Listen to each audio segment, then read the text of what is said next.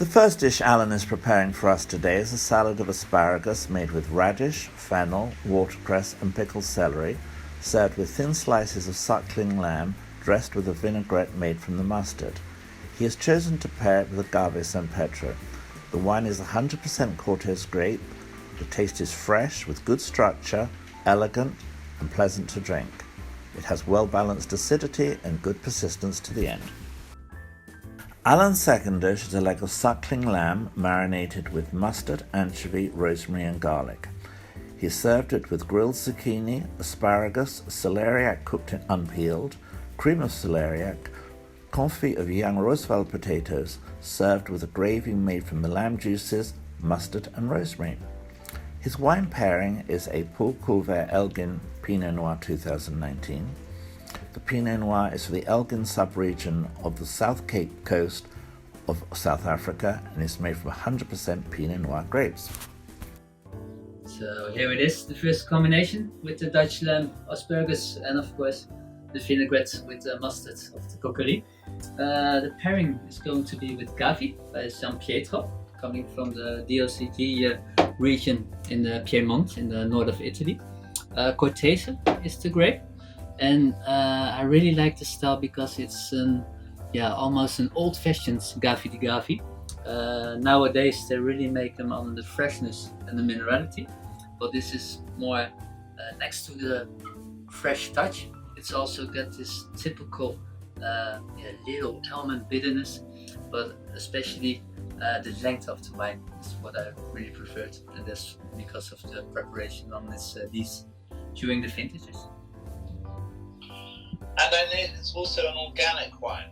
Yes, indeed. So Biodynamic, yeah. I didn't used to be a big fan of these kinds of wines because in the bottle itself you really have differences between the first and the last glass. And in the same batch there's also some difference, and especially with wine pairing, you always like to have it steady. That is always the same pairing with the dishes and the ingredients that are used. But like 5 years ago, the quality of these kinds of wines are better and better. And nowadays, I think it's both. It's more steady, like to make them nowadays, but also the quality is quite high, and it's more interesting to pair them with the foods nowadays because, especially in Holland, we all use our local products.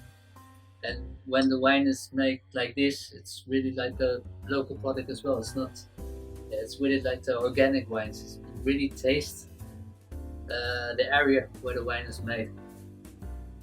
And that I think is important, so it gives a sense of terroir to what's in the bottle. Yes, indeed.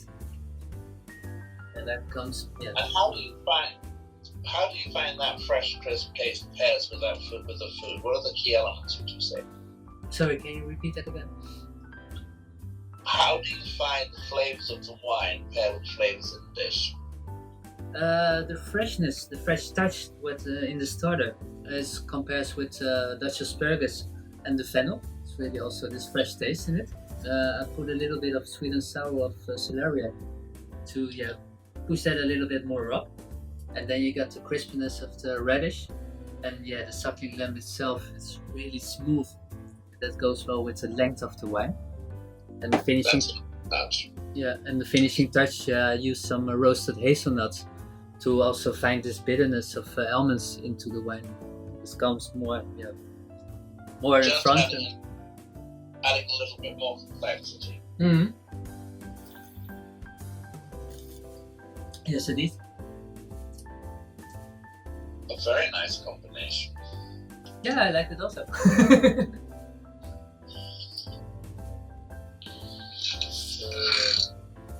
Let's continue with the second dish. Also having the three elements, the mustard of the Coccherie. We got the suckling lamb from Texel, and we got the Dutch asparagus. This time I did some grilling on the asparagus. The lamb itself is roasted, and before we put it in the oven, we marinated it with the anchovies and the mustard itself, and also some celeriac, some roasted potato, and the gravy with the mustard again. And that goes to pair with Pinot Noir estate of Paul Kluver from Elgin region. Yeah, typical cool climate Pinot Noir, like I said. It has to do with three elements. Of course, the conditions of the winery itself is like 300 meters above sea level. The ocean and the wind of the ocean is very important. And from the southeast of South Africa, this gives us this cool wind as well. So the grapes are really slowly, has a real slow ripening period. It's put all these juices and all these flavors of the Pinot Noir in the grape itself. Love the smell of it. The smell is almost like Pinot Noir from the Burgundy. Don't get much better than that, then, do you? No, it sure is. But Pinot Noir can be a difficult grape to grow. Mm-hmm. And it's nice to see that you found a nice one from South Africa. So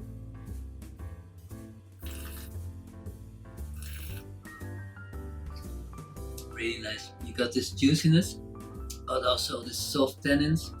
You got different layers. It's really wine with a lot of complexity. Still, the acidity is right there, so it's really drinkable with lots of muscle power. I think it's going to be great with this dish, especially with the suckling lamb itself. wine to go with meat. It looks beautiful in the glass. Yeah, I also use Burgundy glass to try it later on with the dish itself. This is one of my favorites to taste the wine. Doesn't even matter what kind of wine it is, because it's keeps everything in the glass itself, especially when you smell it and when you have this first taste of it. It's really expressive. And the Burgundy glass is more like when you really want to drink it, and gives it some more air in the glass itself for the wine. And especially with some food pairing, it's better to put it in a bigger one. I would try them next to each other. The Burgundy glass is appropriate because, as you were saying earlier, it has a character similar to a Pinot Noir from Burgundy. Yes. Although actually made in South Africa, so it gets the recognition it deserves. Let's try it out.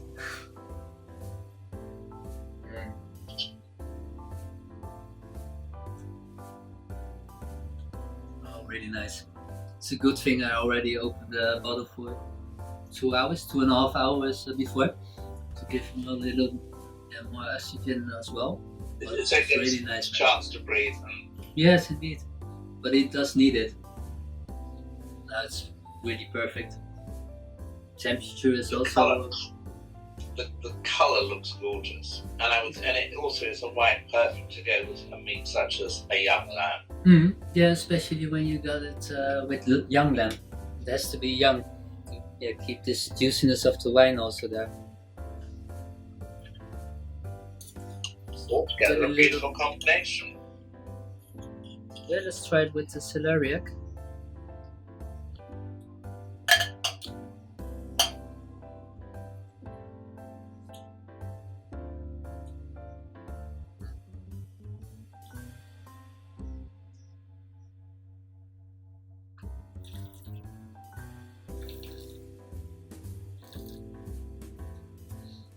Yes. As well.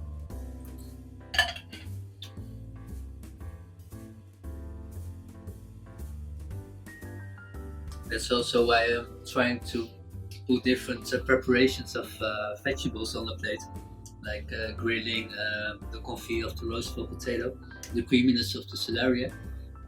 This gets all the different layers in the wine itself. So at the end, it's really matching up, but still with a lot of complexity. There's still a lot of length in the wine, so the wine is still there. It's not Which is doing a nice thing that it stays when in the glass. Mhm. Stays in the glass. Yes, So indeed. when you- And with the dish itself is also there.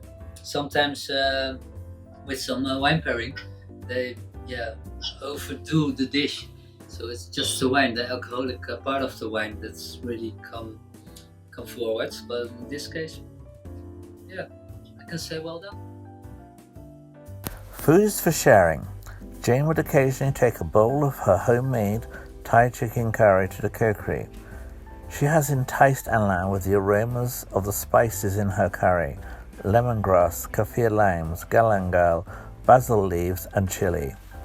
Alain chose to pair it with Rimage, a wine that's an assemblage of grapes from the Rhone Valley, Viognier, Chardonnay, Marsanne, and Sauvignon. It's a table wine produced without typical geographical indication. Alain, how do you find pairing wine with Asian food compared to European food? Because sometimes flavors are stronger. How do you approach it? Well, actually, I don't think it's more difficult. Only to approach the food is different than to European food. You just have to change your mindset. That's the whole thing. Because normally you are always you are busy with these ingredients from, especially in Holland, but also with the French, the Italian, and the Spanish cuisine. It's always more or less like the same, with the garlic, with the herbs that we use, with the olive oil and the butter. And of course with the Asian flavors, it's totally different herbs. The spices are different, but also the preparing of food. Like one hand you got this really slow food action, like the Thai curry. And on the other hand, you also got this almost deep fried dishes that really makes all the different ingredients make it different than like we used to have it in Holland or in Europe. So I say. Okay, so what are the flavors you're picking up in the dish the curry that Jane's prepared for you? Let's find out. In the smell, it's like chirut perut and lemongrass and ginger that you really can taste. Of course, the coconut milk, I think. The taste.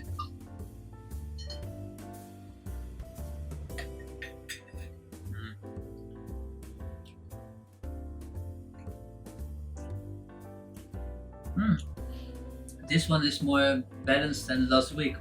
Last week, do you know lumpia from the Indonesian cuisine? The rice balls with chicken filling. That is really a lot of coconuts that are using in there. And last week Jane has her curry, also with a higher level of coconut.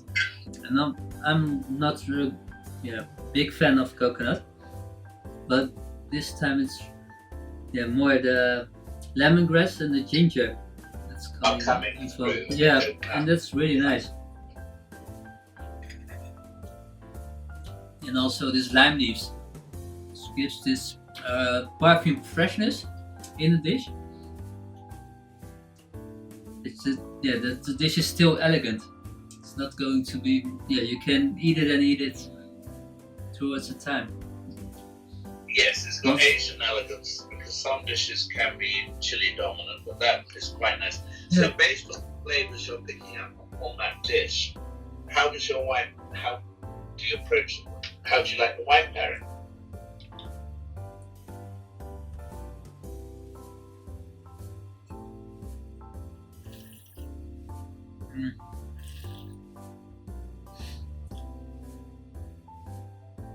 Yeah, on this point the wine has really reached its highest level of brightness. It's vintage 2019, but you can really taste the complexity and the roundness of it, and still the freshness is here, but it's more back, and it comes forward a little bit more with flavors in the dish. But it's really this ripeness, but it does go well with the dish because it's also has this roundness in this dish.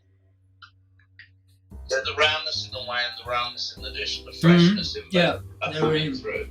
but still with lime leaves. That's really, like the connection to the freshness of the wine. When you just drink it apart from the dish, the wine is really like, we call it in Holland mollig. It's like typical thickness in it that's that you don't want to have a second glass. It's really, how do you say it in English? After one glass, you just had enough. It's just, it was fine like that. It was nice, but it was enough. And that's all to do with acidity level. And with the lime leaf in the dish, this acidity is coming more forward. So now you still have lots of fun in the second and in the third sip of the glass. That's good. But you think 1 glass is sufficient for that type of dish? Come again, sorry? Were you saying that you think, okay, the 1 glass, it's the wine that you that you just want to have 1 glass to go with that dish? No, not on this time, because of the lime leaf. It's got this freshness in the wine, and if you just taste the wine natural without the dish, then you really have something like, okay, 1 glass is just enough. It needs the freshness of the lime leaf in the dish to make it more drinkable. Exactly, so that the food is to an extent enhancing the wine experience. Yes, indeed. Yes, indeed. Which is great. Mhm. There's that sympathy coming through in flavours. Yeah, but that's what we were talking about like yesterday, because most of the times, especially with the Thai kitchen, they are compared by wines from the Alsace, because this also have a higher level of sugar and the fruitiness. Sometimes in the Thai dishes it can be challenging to get a pairing, Mm-hmm. but it's likely that you've managed to get a nice pairing with the dish James prepared for you today. Yeah, but it's also about the wine, because it's like the blend of Sauvignon. It's got Chardonnay, Viognier, and also this Marsanne. Well, Marsanne always, for me, it has this kind of herby style to give it some more thickness. Well, Chardonnay, especially in this case, does the roundness. Sauvignon Blanc has all to do with the acidity level, but it's a little poor. And then you got this Viognier, what's really a great pairing combination with especially Thai food, but also from Cambodia and even from Vietnam, is this flowerness that you have. There's also this perfume, what comes in this grape. It's also most of the time in the dishes from the southeast of Asia. So it's great that you're getting the same experiences both in the food and in the wine. Yeah, indeed. Yeah, these are really like these combinations. It's really classical to compare it both in the food and the wine. But especially. And I think today what's been interesting today is to compare classic European food with wine and for some people maybe a different taste experience, but also find a comfortable wine experience with Asian food, which I think is quite nice.